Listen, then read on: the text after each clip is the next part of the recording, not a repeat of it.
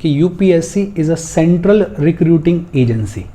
अपने को पता है ऑल इंडिया सर्विसेज के लिए या सेंट्रल सर्विसेज के लिए जो भी रिक्रूटमेंट्स होती हैं वो कौन करता है? यूपीएससी करता है। तो UPSC is a central recruiting agency, independent body है और कॉन्स्टिट्यूशनल बॉडी है। कॉन्स्टिट्यूशन में किन आर्टिकल्स में बात की गई है यूपीएससी के बारे में? आर्टिकल्स 315 से लेकर 323 तक में बात की गई है यूपीएससी के बारे में। कौन सा पार्ट डील करता है? पार्ट 14 डील करता है। आर्टिकल 315 से लेकर 323 तक में यूपीएससी का कंपोजिशन क्या होगा, इसके मेंबर्स को कैसे अपॉइंट किया जा सकता है, इसके मेंबर्स को कैसे रिमूव किया जा सकता है, इसका इंडिपेंडेंस कैसे इंश्योर किया गया है, यूपीएससी के पावर्स क्या हैं, फंक्शंस क्या हैं, उस सब के बारे में बात की गई है। इनफैक्ट आर्टिकल 315 का क्लॉज 1 बड़ा सिंपली ये कहता है कि there shall be a public service commission for the union. मतलब एक तो यूनियन पब्लिक सर्विस कमीशन होना चाहिए और दूसरा and a public service commission for each state. हर एक स्टेट के लिए एक स्टेट पब्लिक सर्विस कमीशन होना चाहिए। ये कौन कह रहा है? ये कह रहा है आर्टिकल 315 का क्लॉज 1। बड़ी सिंपल बातचीत। UPSC is a central recruiting agency, it is a constitutional body. बात की गई है आर्टिकल 315 से लेकर 323 तक में। कौन सा पार्ट डील करता है? पार्ट 14 डील करता है। यूपीएससी का कंपोजिशन क्या है? यूपीएससी में एक तो होता है चेयरमैन और चेयरमैन के अलावा होते हैं अदर मेंबर्स। और ये जो चेयरमैन हैं और ये जो अदर मेंबर्स हैं इनको अपॉइंट कौन करता है? इनको अपॉइंट करता है प्रेसिडेंट। तो एक इंपॉर्टेंट चीज़, यूपीएससी के चेयरमैन और यूपीएससी के मेंबर्स को अपॉइंट कौन करता है? प्रेसिडेंट अपॉइंट करता है। स्ट्रेंथ कितनी होगी, कितने मेंबर्स होंगे यूपीएससी में? कॉन्स्टिट्यूशन ने स्ट्रेंथ ऑफ द कमीशन को छोड़ दिया है प्रेसिडेंट के डिस्क्रिशन पे। मतलब एक चेयरमैन तो होगा ही होगा, ये अदर मेंबर्स कितने होंगे ये छोड़ दिया गया प्रेसिडेंट के ऊपर। जितना कामकाज होगा, जितना रिक्वायर्ड होगा, उसके अकॉर्डिंग प्रेसिडेंट जो हैं वो अदर मेंबर्स को अपॉइंट कर देंगे। आज की डेट में टोटल 8 मेंबर्स हैं यूपीएससी में इंक्लूडिंग द चेयरमैन। मतलब चेयरमैन के अलावा 7 और मेंबर्स हैं। एक तो चेयरमैन और मेंबर्स को अपॉइंट कौन करता है? प्रेसिडेंट अपॉइंट करते हैं। यूपीएससी की स्ट्रेंथ कितनी होगी वो किसके ऊपर छोड़ दिया गया है? वो प्रेसिडेंट के डिस्क्रिशन के ऊपर छोड़ दिया गया है। यूपीएससी का मेंबर बनने के लिए कॉन्स्टिट्यूशन में कोई भी क्वालिफिकेशंस नहीं बताई गई हैं। बस सिंपली इतना लिखा गया है कि half of the members should have held office for at least 10 years either under the government of India और अंडर गवर्नमेंट ऑफ स्टेट। कोई क्वालिफिकेशंस नहीं बताई गई कॉन्स्टिट्यूशन में यूपीएससी का मेंबर बनने के लिए। बस इतना लिखा गया है कि आधे लोग जो यूपीएससी के जितने मेंबर्स हैं उनमें से कम आधे लोग ऐसे होने चाहिए जिन्होंने कम से कम 10 साल तक या तो गवर्नमेंट ऑफ इंडिया के लिए काम किया हो या गवर्नमेंट ऑफ स्टेट के लिए काम किया हो। ये जो चेयरमैन हैं, ये जो अदर मेंबर्स हैं, इनकी सर्विस कंडीशंस क्या रहेंगी वो भी डिटरमाइन कौन करता है? वो भी डिटरमाइन करता है प्रेसिडेंट। इनफैक्ट यूपीएससी में स्टाफ कितना होगा और उस स्टाफ की सर्विस कंडीशंस क्या रहेंगी वो भी डिटरमाइन कौन करता है? वो भी डिटरमाइन करता है प्रेसिडेंट। चेयरमैन और जो अदर मेंबर्स हैं उनका टर्म कितना होता है? उनका टर्म होता है 6 ईयर्स या फिर 65 years of age whichever is earlier. मतलब बड़ा सिंपल है। मान लो आप 50 साल की उम्र में यूपीएससी के मेंबर बन गए तो आप 6 साल तक मेंबर रहोगे, कोई दिक्कत वाली बात नहीं है। लेकिन अगर आप 62 की एज में मेंबर बनाए गए हो यूपीएससी के तो फिर आप चेयरमैन रह सकते हो टिल 65 ईयर्स ऑफ एज। मतलब या तो आप 6 साल तक मेंबर रहोगे या 65 ईयर्स ऑफ एज तक मेंबर रहोगे, जो भी अर्लियर होगा उसके हिसाब से मेंबर रहोगे। चेयरमैन और मेंबर यूपीएससी के रिजाइन भी कर सकते हैं। रिजाइन अगर करेंगे तो किसको करेंगे? प्रेसिडेंट को करेंगे। चेयरमैन और मेंबर यूपीएससी के उनको रिमूव भी किया जा सकता है। कैसे रिमूव किया जा सकता है वो अपन पढ़ेंगे। इस स्लाइड में एक चीज़ तो ये याद रखनी है कि ज़्यादातर जो कामकाज है यूपीएससी के चेयरमैन और मेंबर्स को लेके वो कौन कर रहा है? प्रेसिडेंट कर रहा है। जैसे चेयरमैन को अपॉइंट करना, मेंबर्स को अपॉइंट करना किसका काम है? प्रेसिडेंट का है। कितनी स्ट्रेंथ होगी कमीशन की वो कौन डिसाइड करता है? प्रेसिडेंट डिसाइड करता है। यूपीएससी के मेंबर्स की क्वालिफिकेशंस की कोई बात नहीं की गई है कॉन्स्टिट्यूशन में। हाँ, बस इतना लिख दिया गया है कि आधे मेंबर्स ऐसे होने चाहिए जिन्होंने कम से कम 10 साल तक या तो गवर्नमेंट ऑफ इंडिया के लिए काम किया हो या किसी गवर्नमेंट ऑफ स्टेट के लिए काम किया हो। चेयरमैन और अदर मेंबर्स की सर्विस कंडीशंस क्या रहेंगे वो डिटरमाइन कौन करता है? प्रेसिडेंट डिटरमाइन करता है। स्टाफ कितना रहेगा और उस स्टाफ के सर्विस कंडीशंस क्या रहेंगे वो भी डिटरमाइन कौन करता है? प्रेसिडेंट डिटरमाइन करता है। चेयरमैन और अदर मेंबर्स का टर्म कितना होता है? 6 ईयर्स और 65 years of age whichever is earlier. अगर चेयरमैन को अदर मेंबर्स को रिजाइन करना है तो किसको करेंगे, प्रेसिडेंट को करेंगे। इनको रिमूव भी किया जा सकता है और रिमूवल का क्या तरीका है वो अपन देखेंगे।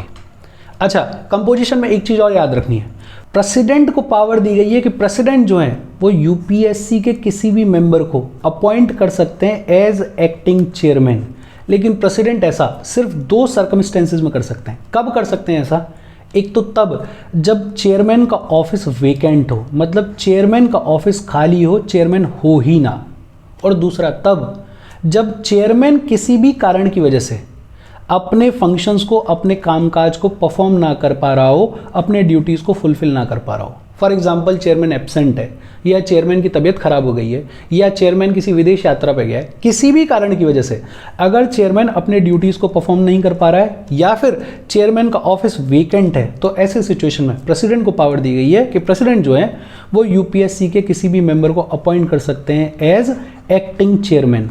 और ये जो एक्टिंग चेयरमैन है ये चेयरमैन के कामकाज को तब तक करता रहेगा जब तक या तो नया चेयरमैन अपॉइंट ना कर दिया जाए, या फिर जो चेयरमैन अपने कामकाज को परफॉर्म नहीं कर पा रहा था वो वापस से अपने ड्यूटीज़ को रिज्यूम ना कर ले, वो वापस से अपने कामकाज को परफॉर्म करना शुरू ना कर दे।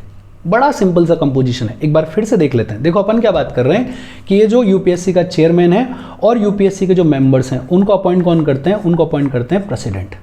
कमीशन की स्ट्रेंथ कितनी होगी ये छोड़ दिया गया प्रेसिडेंट के ऊपर। यूपीएससी का मेंबर बनने के लिए कोई भी क्वालिफिकेशंस नहीं दी गई हैं कॉन्स्टिट्यूशन में, बस इतना लिखा गया है कि आधे मेंबर्स जो हैं वो ऐसे होने चाहिए जिन्होंने कम से कम 10 साल तक या तो गवर्नमेंट ऑफ इंडिया को सर्व किया हो या गवर्नमेंट ऑफ द स्टेट को सर्व किया हो। चेयरमैन और मेंबर्स के सर्विस कंडीशंस क्या रहेंगे ये डिटरमाइन करता है प्रेसिडेंट। कमीशन का स्टाफ कितना रहेगा और स्टाफ की सर्विस कंडीशंस क्या रहेंगी वो भी डिटरमाइन कौन करता है, प्रेसिडेंट। टर्म कितना रहेगा चेयरमैन का और मेंबर्स का, 6 ईयर्स और 65 years of age whichever is earlier. Resign अगर करना है तो किसको करेंगे, प्रेसिडेंट को करेंगे। रिमूव कैसे किया जाता है वो अपन देखेंगे।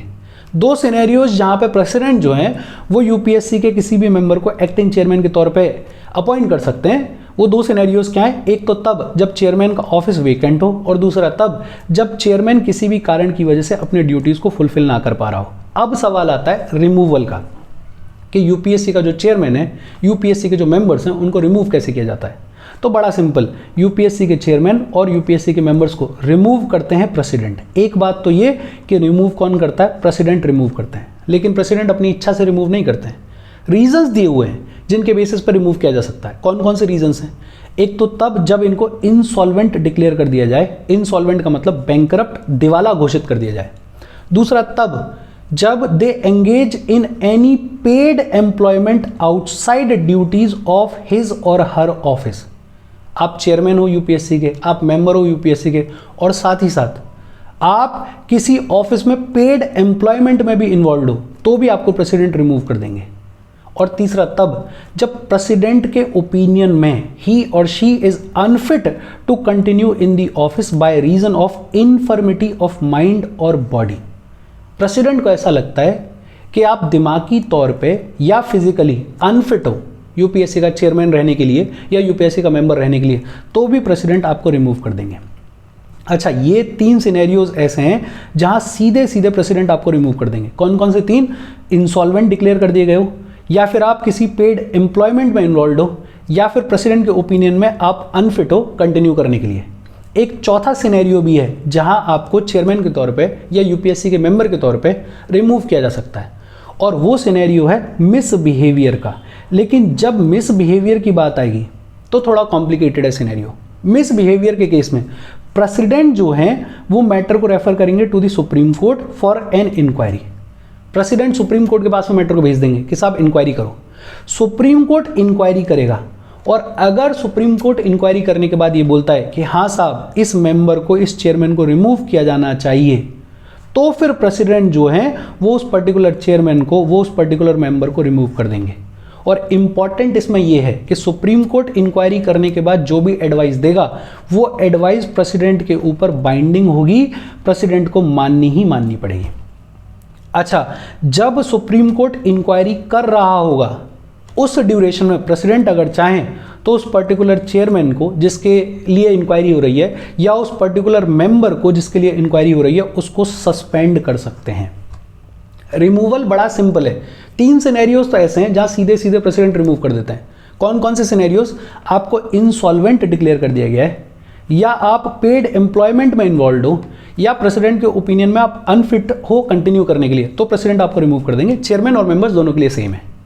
चेयरमैन और मेंबर्स के लिए एक चौथा सिनेरियो भी है, मिसबिहेवियर के लिए भी आपको रिमूव किया जा सकता है। लेकिन मिसबिहेवियर के केस में प्रेसिडेंट जो है वो पहले मैटर को रेफर करेंगे to the supreme court. Supreme court एक इंक्वायरी करेगा और इंक्वायरी करने के बाद अगर सुप्रीम कोर्ट एडवाइस देता है कि हाँ इस आदमी को रिमूव किया जाना चाहिए, तो ही प्रेसिडेंट आपको रिमूव करेंगे, अदरवाइज नहीं करेंगे। और ये जो एडवाइस दी जा रही है by the supreme court, it is binding on the president. Constitution में यह भी बता दिया गया है कि ये जो टर्म है मिसबिहेवियर, इसका मतलब क्या है। और मिसबिहेवियर के 2 एस्पेक्ट्स हैं। एक तो क्या, इज कंसर्न्ड और इंटरेस्टेड इन एनी कॉन्ट्रैक्ट और agreement made by government of India और गवर्नमेंट ऑफ अ स्टेट। कोई कॉन्ट्रैक्ट है, कोई एग्रीमेंट है जो कि गवर्नमेंट ऑफ इंडिया का है या गवर्नमेंट ऑफ स्टेट का है, और आप किसी भी तरीके से उसमें इंटरेस्टेड हो, उससे कंसर्न्ड हो, एक तरीके से आप अपनी पोजीशन का फायदा उठा के कुछ प्रॉफिट लेना चाह रहे हो उस कॉन्ट्रैक्ट से, उस एग्रीमेंट से, तो आपको मिसबिहेवियर के केस में रिमूव कर दिया जाएगा। दूसरा, कोई भी आउटसाइड इनकॉर्पोरेटेड कंपनी है, उस इनकॉर्पोरेटेड कंपनी के किसी कॉन्ट्रैक्ट में, किसी एग्रीमेंट में आप इस तरीके से पार्टिसिपेट कर रहे हो, डायरेक्टली या इनडायरेक्टली, जिसके थ्रू आपको किसी भी तरीके का कोई भी प्रॉफिट मिल सकता है, तो भी आपको मिसबिहेवियर के लिए रिमूव कर दिया जाएगा, हटा दिया जाएगा। रिमूवल का बड़ा सिंपल सा प्रोसीजर है। इसके बाद बात आती है कि यूपीएससी का इंडिपेंडेंस कैसे इंश्योर किया जाता है। अभी अपन बात करके आए कि ये जो चेयरमैन है, ये जो मेंबर्स हैं यूपीएससी के, इनको रिमूव कर सकते हैं प्रेसिडेंट, लेकिन प्रेसिडेंट अपनी इच्छा से नहीं कर सकते हैं। प्रेसिडेंट के लिए बताया हुआ है भाई, तरीका भी बताया हुआ है और ग्राउंड्स भी बताए हुए हैं, और कैसे रिमूव करना है वो पूरा कॉन्स्टिट्यूशन में लिखा हुआ है। तो मतलब चेयरमैन और मेंबर्स के पास में सिक्योरिटी ऑफ टेन्योर है, प्रेसिडेंट की अपनी मनमर्जी नहीं है। हालांकि ये जो चेयरमैन है, ये जो मेंबर्स हैं, इनकी सर्विस कंडीशंस को डिटरमाइन तो प्रेसिडेंट करते हैं, लेकिन इनकी service conditions can not be varied to his disadvantage after his appointment. एक बार चेयरमैन या मेंबर अपॉइंट हो गए हो आप यूपीएससी के, तो आपकी सर्विस कंडीशंस को वेरी नहीं किया जा सकता टू द डिसएडवांटेज। डिटरमाइन हालांकि प्रेसिडेंट करते हैं, ये अपने को पता है। यूपीएससी के जितने भी एक्सपेंसेस हैं, चाहे वो सैलरी हो, अलाउंसेज हो, पेंशन वगैरह हो, उन सब को चार्ज किया जाता है on consolidated fund of India, और इस पर कई बार बातचीत हो चुकी है। जो चीज़ कंसोलिडेटेड फंड ऑफ इंडिया पे चार्ज होती है, उसके लिए पार्लियामेंट के एनुअल वोट की ज़रूरत नहीं होती, वो तो पैसा मिलेगा ही मिलेगा। यूपीएससी का जो चेयरमैन होता है, जब उसका चेयरमैन के तौर पर टेन्योर खत्म हो जाएगा, तो फिर उसको गवर्नमेंट ऑफ इंडिया के अंडर या गवर्नमेंट ऑफ स्टेट के अंडर कोई फर्दर एम्प्लॉयमेंट नहीं दिया जाएगा। ही और she is not eligible for further employment in government of India और गवर्नमेंट ऑफ स्टेट। और ये क्यों किया जा रहा है? इंडिपेंडेंस इंश्योर करने के लिए। आज की डेट में जो यूपीएससी का चेयरमैन है, वो फ्री एंड फेयर काम करे, वो तरीके से काम करे, किसी दबाव में काम ना करे, किसी लालच में काम ना करे। इसके लिए कह दिया गया कि जैसे ही आपका एज अ चेयरमैन टेन्योर खत्म होगा, उसके बाद आप किसी भी गवर्नमेंट ऑफ इंडिया या गवर्नमेंट ऑफ स्टेट के एम्प्लॉयमेंट का हिस्सा नहीं रह सकते हो, एलिजिबल ही नहीं हो। नहीं तो कोई चेयरमैन है, उसको लगे कि यार फ्यूचर में ये नौकरी मिल जाएगी गवर्नमेंट ऑफ इंडिया की, क्यों ना गवर्नमेंट ऑफ इंडिया के हिसाब से कुछ फर्जीवाड़ा कर दें। कोई हो जाए ऐसी गवर्नमेंट जो मिसयूज़ करना चाहे पावर को, तो क्या पता चेयरमैन का भी मिसयूज़ कर रहे हैं। लेकिन इसमें एक चीज़ ध्यान देने वाली है कि किसी भी यूपीएससी के चेयरमैन को, जिसका चेयरमैन का टेन्योर खत्म हो गया है, उसको सरकार अगर गवर्नर अपॉइंट कर दे, तो ये जो गवर्नर के तौर पे अपॉइंटमेंट हुआ है, इसको एम्प्लॉयमेंट नहीं माना जाता। ये गवर्नर के तौर पे अपॉइंट किया जाता है because governor is a constitutional office. ये सुप्रीम कोर्ट ने कहा है कि यूपीएससी के चेयरमैन के तौर पे आप रिटायर होने के बाद गवर्नमेंट ऑफ इंडिया या गवर्नमेंट ऑफ स्टेट में फर्दर एम्प्लॉयमेंट के लिए एलिजिबल नहीं हो, लेकिन गवर्नर के तौर पे आपको अपॉइंट किया जा सकता है बिकॉज गवर्नर का जो ऑफिस है वो कॉन्स्टिट्यूशनल ऑफिस है, वो एम्प्लॉयमेंट नहीं है। अच्छा, जो भी यूपीएससी के मेंबर्स हैं, वो अगर उनको फर्दर अपॉइंट करना है तो उनको चेयरमैन ऑफ यूपीएससी के तौर पर अपॉइंट किया जा सकता है, उनको chairman of state public service commission के तौर पर अपॉइंट किया जा सकता है, लेकिन उनको गवर्नमेंट ऑफ इंडिया या गवर्नमेंट ऑफ स्टेट के अंडर किसी और एम्प्लॉयमेंट में अपॉइंट नहीं किया जा सकता, वो एलिजिबल नहीं है। हाँ, चेयरमैन को तो किया ही नहीं जा सकता, चेयरमैन का तो काम खत्म हो गया। चेयरमैन अगर उसका टेन्योर खत्म हो गया है तो फिर वो गवर्नर अपॉइंट हो सकता है, बाकी किसी ऑफिस में एम्प्लॉयमेंट के तौर पे एलिजिबल नहीं है। जो मेंबर्स ऑफ यूपीएससी हैं उनको अपॉइंट किया जा सकता है as chairman of UPSC, as chairman of state public service commission, लेकिन और किसी एम्प्लॉयमेंट में उनको अपॉइंट नहीं किया जा सकता, एलिजिबल नहीं है। एक चीज और, अगर कोई चेयरमैन है, कोई मेंबर है यूपीएससी का, तो वो वापस से उसी ऑफिस के लिए रीअपॉइंटमेंट के लिए एलिजिबल नहीं है। जैसे यूपीएससी का चेयरमैन है, उसको दोबारा से यूपीएससी का चेयरमैन अपॉइंट नहीं किया जा सकता। यूपीएससी का मेंबर है, उसको दोबारा से यूपीएससी का मेंबर अपॉइंट नहीं किया जा सकता। सेकंड टर्म के लिए एलिजिबल नहीं है। एक बार चेयरमैन रह सकते हो, एक बार मेंबर रह सकते हो। तो ये जो तरीके हैं, इनके थ्रू यूपीएससी का इंडिपेंडेंस इंश्योर किया जा सकता है। एक बार दोबारा से देख लेते हैं। ये जो चेयरमैन है, ये जो मेंबर्स हैं, इनको रिमूव करते हैं प्रेसिडेंट, लेकिन प्रेसिडेंट अपनी इच्छा से नहीं करते हैं। कॉन्स्टिट्यूशन में बताया हुआ है क्या तरीके हैं, क्या ग्राउंड्स हैं, मतलब इनको सिक्योरिटी ऑफ टेन्योर है। इनकी जो सर्विस कंडीशंस हैं उनको डिटरमाइन तो प्रेसिडेंट करते हैं, लेकिन एक बार जो सर्विस कंडीशंस डिटरमाइन कर दी गई हैं, they can not be varied to their disadvantage. इनके जितने भी एक्सपेंसेस हैं वो चार्ज किए जाते हैं कंसोलिडेटेड फंड ऑफ इंडिया पे। यूपीएससी का जो चेयरमैन है वो एक बार चेयरमैन रहने के बाद फिर गवर्नमेंट ऑफ इंडिया या गवर्नमेंट ऑफ स्टेट के किसी भी एम्प्लॉयमेंट के लिए एलिजिबल नहीं है। यूपीएससी का जो मेंबर है उसको यूपीएससी का चेयरमैन बनाया जा सकता है, उसको स्टेट पब्लिक सर्विस कमीशन का चेयरमैन बनाया जा सकता है, लेकिन और किसी एम्प्लॉयमेंट में नहीं रखा जा सकता गवर्नमेंट ऑफ इंडिया के अंडर या गवर्नमेंट ऑफ स्टेट के अंडर। एक बार जो यूपीएससी का चेयरमैन रह लिया, एक बार जो यूपीएससी का मेंबर रह लिया, वो सेम पोजीशन के लिए दोबारा रीअपॉइंट नहीं किया जा सकता, मतलब they are not eligible for the second term. और ये बात हो गई अपनी इंडिपेंडेंस की। इसके आगे की बातचीत अपन अगले सेशन में करेंगे। यहाँ तक कोई डाउट हो तो please comment. Thank you very much.